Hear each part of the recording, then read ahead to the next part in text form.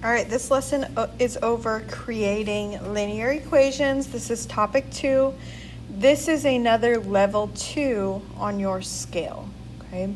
So there's kind of 2 level 2 skills that we are working on today, and it's calculate slope from a graph, 2 points, equation in slope-intercept form, or a table. So basically it's just a whole lot of calculating slope. We're also going to work on understanding slope-intercept form. So video 2A is just over slope-intercept form. So first let's talk about what slope is. A slope is a rate of change. Slope also describes the steepness of a line. So if a line has a high slope, that means that line is really steep. If it has a low slope, that means it's not very steep. Think of a treadmill. If you've ever been on a treadmill, there's this thing called an incline button. And if your incline is at 1, it's not very steep. However, as you increase that incline, like if I set my treadmill on 2 or 3 or 4 or 5, that slope of the treadmill is going to get steeper, kind of like I'm going uphill. We can also describe slope as positive, negative, 0, or undefined. So if you have a positive slope, it's going to be uphill if you're going left to right. You'll always read a line just like you would read a book from left to right. So in my positive slope here, notice I am going uphill from left to right. In my negative slope, I am going downhill from left to right. 0 slope would be a flat horizontal line, kind of like your treadmill. If your incline is on 0, you're walking on a flat treadmill, like flat ground. And then an undefined slope is a vertical line. And again, think about my treadmill example. If my treadmill was going straight up and down like a vertical line, could I walk up that treadmill? Absolutely not. That is way too steep. I'm not Spider-Man. You can't walk up a wall. So if it's so steep that you cannot define it, it's an undefined slope, otherwise known as a vertical line. All right, the slope of a line can be found by using the change in y over the change in x. So if you have a coordinate plane, I want you to remember this is the y-intercept, the y-axis, and this is the x-axis. That's going to be important when we are doing slope. We have the change in y over the change in x. In other words, rise over run. You've probably heard this before. Rise over run. Okay. You figure out how far up or down you're going, and then you figure out how far left or right you're going. So first we're going to find the slope from a graph. Okay. Pay attention to whether or not your slope should be positive or negative. First thing you're going to do is you're going to pick 2 points. Any 2 points on the line, but make sure they actually fall on whole numbers. So I'm going to zoom way in here, and I'm going to show you what I mean by that. I can pick any 2 points, but I want to make sure that it actually falls on the grid. So with your delta math, you will have to be kind of careful. Make sure you pick 2 points that kind of go through the grid. So I could pick like those 2 points. You could also pick maybe this point. It's hard to see. Or maybe this point.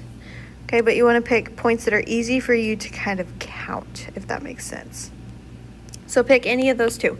I'm just going to pick these 2. And we're doing rise over run. From left to right, if we look at this, with the 2 points I chose, it looks like it's going down 1. So that's my rise. And since it's going down, I'm going to put a negative. -1. There's my rise. Over, my run would be 1, 2, 3, 4. Notice that shifted over 4 boxes. My run would be 4. And that's my slope, -1/4. And if you look at any of the points, they're going to mimic that. they're all going down 1 over 4, down 1 over 4, down 1 over 4. That's what a line should do. It should have a constant rate of change. Okay, let's pick 2 points on this one now. I'm going to pick 2 that are further apart now. So I'm going to point something out. I'm going to go with this point because it looks like it's on the grid. And then, oh man, these are hard to see.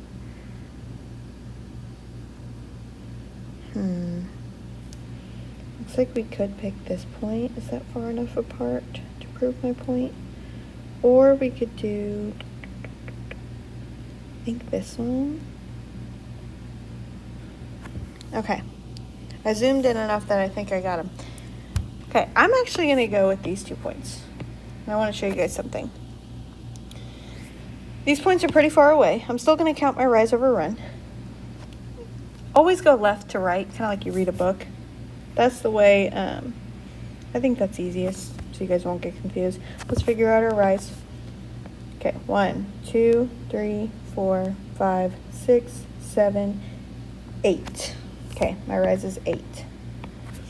My run is 1, 2, 3, 4, 5, 6, 7, 8, 9, 10. Okay, so 8 over 10. Notice that can be reduced. If you remember reducing fractions, if there's a number that you can divide out of both the top and the bottom, you want to do that. I can divide a 2 out of 8 and 10. So if I divide a 2 out of the top and bottom, I get 4/5. So what if I chose different points? Should I still get the same slope? I should. So let's check this out. Let's maybe choose 2 points that are closer together. 1, 2, 3, 4. I went up 4. 1, 2, 3, 4, 5. I still got 4 over 5. So what I'm trying to prove to you guys is it's usually easier to choose 2 points that are closer together because then you don't have to reduce it. But you can choose any 2 points on the line, even if they're far apart. Just make sure you reduce the fractions because 8 over 10 is the same thing as 4/5. And you should get the same slope no matter what 2 points you choose. So 4/5 is the slope there. Now, we don't have a picture for this one, but we are still doing the change in y over the change in x. And there's actually a formula for this. If you want the change in y, you want to figure out how much the y is changing. What you do is you find the difference. You subtract them. So you take y2 minus y1. And then the change in x will be x2 minus x1. Now remember, in a coordinate point, they're all x comma y. So the first numbers are the x numbers. Those go on bottom. Second numbers are the y numbers. Those go on top. And you're subtracting every single time. Find the difference, you subtract. So, on number 3, this is going to be our x1 comma y1. Every coordinate point has an x and a y. This is going to be our x2 comma y2. And we're going to follow this formula. So let's take our y2, which is negative 19, minus, remember I highlighted that minus in the formula, negative 7. Both of those negatives have to be there. I'm not taking 19 minus 7. I'm taking 19 minus negative 7. Don't forget your negatives. And then you do the x's on the bottom. x2 minus x1. Y is on top, x is on bottom. Okay. So this should give us negative 12. If you ever subtract a negative, it's kind of like adding. And I kind of highlighted that because it almost looks like a plus sign, okay? A double negative kind of makes a plus. Over, we have negative 2 minus negative 4. Again, this kind of becomes a plus. -2 here. And then always reduce if you can. Can you divide out a number from 12 and 2? Absolutely. You can divide a 2 out. Or you could just flat out take -12 divided by 2 and it's -6.